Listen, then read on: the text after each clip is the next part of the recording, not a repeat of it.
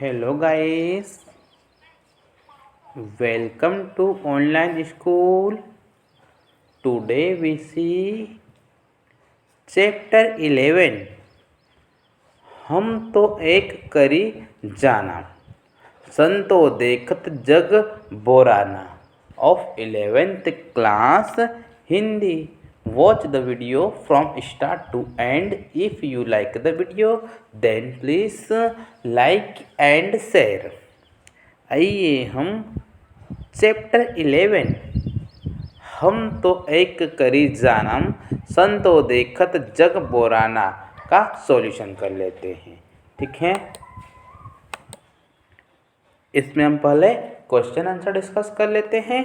First question दिया गया है, कबीर की दृष्टि में ईश्वर एक हैं, इसके समर्थन में उन्होंने क्या तर्क दिए हैं।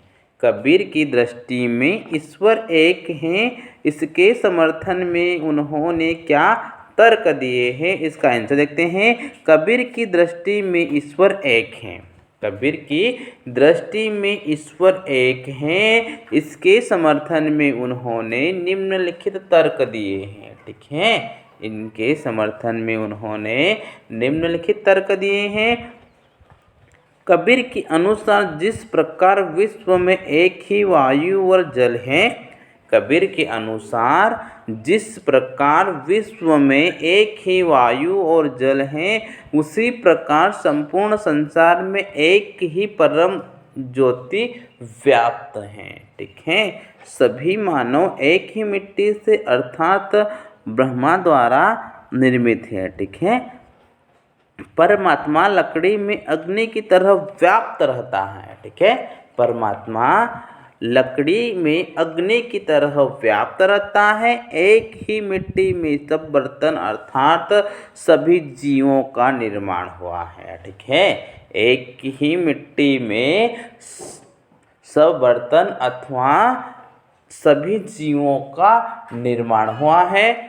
नेक्स्ट क्वेश्चन देखते हैं, मानव शरीर का निर्माण किन पंचों तत्वों से हुआ है। ठीक है, मानव शरीर का निर्माण किन पंच तत्वों से हुआ है। इसका आंसर देखते हैं। मानव शरीर का निर्माण अग्नि, वायु, जल, भू, पृथ्वी और आकाश पंच तत्वों से हुआ है। ठीक है, मानव शरीर का निर्माण अग्नि, वायु, जल, भू और आकाश पंच तत्वों से हुआ है। नेक्स्ट क्वेश्चन देखते हैं, जैसे बाड़ी काष्ठ ही काटे अग्नि न काटे कोई। जैसे बाड़ी काष्ठ ही काटे अग्नि न काटे कोई, सब घटी अंतरी तू ही व्यापक घरे स्वरूपे सोए। इनके आधार पर बताइए कि कबीर की दृष्टि में ईश्वर का क्या स्वरूप है। ठीक है, इसके आधार पर बताइए कि कबीर की दृष्टि में ईश्वर का क्या स्वरूप है। इसका आंसर देख लेते हैं। प्रस्तुत पंक्तियाँ ज्ञान मार्ग की शाखा के प्रतिनिधि कवि कबीर के पद से ली गई है। ठीक है, प्रस्तुत पंक्तियाँ ज्ञान मार्ग की शाखा के प्रतिनिधि कवि कबीर के पद से ली गई है। कबीर की दृष्टि में ईश्वर का स्वरूप अविनाशी है। कबीर दास के इन पंक्तियों को कहने का तात्पर्य यह है कि जिस प्रकार लकड़ी में अग्नि निवास करती है, ठीक उसी प्रकार परमात्मा सभी जीवों के हृदय में आत्मा स्वरूप में व्याप्त है। ईश्वर सर्वव्यापक, अजर, अमर और अविनाशी है। बढ़ई लकड़ी को चीर सकता है। ठीक है, बढ़ई लकड़ी को चीर सकता है, परंतु उस लकड़ी में निहित आग को नष्ट नहीं कर सकता है। वैसे ही मनुष्य का शरीर भले नाश्वर है। ठीक है, ठीक वैसे ही मनुष्य का शरीर भले नश्वर है, परंतु शरीर में व्याप्त आत्मा अर्थात परमात्मा अमर है। ठीक है, व्याप्त आत्मा अर्थात परमात्मा अमर है। इस प्रकार प्रस्तुत पद में आत्मा को परमात्मा का अंश बताकर अद्वैतवाद का प्रतिपादन किया गया है। ठीक है, नेक्स्ट क्वेश्चन देखते हैं। कबीर ने अपने को दीवाना क्यों कहा है। कबीर ने अपने को दीवाना क्यों कहा है, इसका आंसर देते हैं। कबीर अपने आप को दीवाना कहता है, ठीक है। कबीर अपने आप को दीवाना कहता है क्योंकि उनके अनुसार ईश्वर निर्गुण, ठीक है, क्योंकि उनके अनुसार ईश्वर निर्गुण, निराकार, अजय, अमर और अविनाशी हैं और उन्होंने इस परमात्मा का आत्म साक्षात्कार कर लिया है, ठीक है।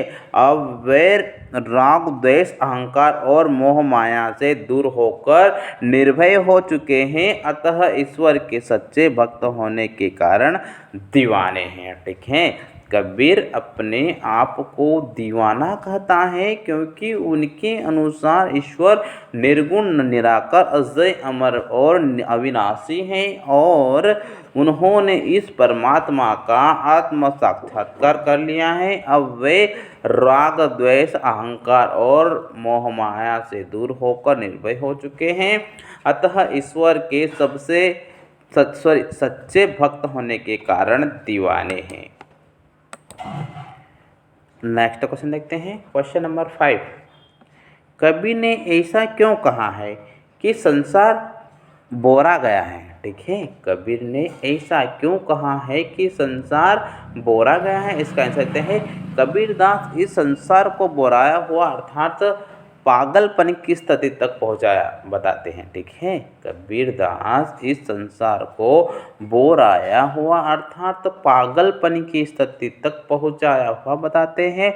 उनका ऐसा मानना है कि क्योंकि संसार के वे लोग झूठी बातों पर विश्वास कर लेते हैं, ठीक है। संसार के वे लोग जो झूठी बातों पर तो विश्वास कर लेते हैं और सच कहने पर मारने के लिए दौड़ते हैं, ठीक है। और सच कहने पर मारने के लिए दौड़ते हैं। ऐसे लोगों को सत्य और असत्य का ज्ञान नहीं है, ठीक है। ऐसे लोगों को सत्य और असत्य का ज्ञान नहीं है। कबीरदास जी के कहने का तात्पर्य यह है कि संसार के लोग माया आडंबरों में उलझे रहते हैं और ईश्वर के सच्चे स्वरूप को नहीं पहचानते हैं, ठीक है। नेक्स्ट क्वेश्चन देखते हैं, क्वेश्चन नंबर 6। कबीर ने नियम और धर्म का पालन करने वाले लोगों की किन कमियों की ओर संकेत किया है। कबीर ने नियम और धर्म का पालन करने वालों लोगों की किन कमियों की ओर संकेत किया है, इसका कह सकते हैं। कबीर ने नियम और धर्म का पालन करने वाले लोगों की सबसे बड़ी कमी ईश्वर तत्व को से कोसों दूर रहने को माना है, ठीक है। कबीर ने नियम और धर्म का पालन करने वालों लोगों की सबसे बड़ी कमी ईश्वर तत्व से कोसों दूर रहने को माना है। ऐसे लोगों माया आडंबर जैसे पत्थर पूजा, तीर्थ व्रत करना, नमाज पढ़ना, छापा तिलक लगाना आदि में उलझे रहते हैं और सच्चे धर्म और वास्तविक से कोसों दूर रहते हैं, ठीक है। नेक्स्ट क्वेश्चन देखते हैं, क्वेश्चन नंबर 7। अज्ञानी गुरुओं की शरण में जाने पर शिष्यों की क्या गति होती है, ठीक है। अज्ञानी गुरुओं की शरण में जाने पर शिष्यों की क्या गति होती है, इसका आंसर देखते हैं। अज्ञानी गुरु माया, अहंकार, धार्मिक पाखंड और आडंबर में विश्वास रखते हैं और इसी प्रकार की शिक्षा वे अपने शिष्यों को देते हैं, ठीक है। ठीक इसी प्रकार शिक्षा वे अपने शिष्यों को देते हैं। इस कारण से ऐसे गुरुओं की शरण में जाने से शिष्य सही ज्ञान नहीं प्राप्त कर पाते हैं और अंधकार की गर्त में डूब जाते हैं, ठीक है। और अंधकार की गर्त में डूब जाते हैं, ठीक है।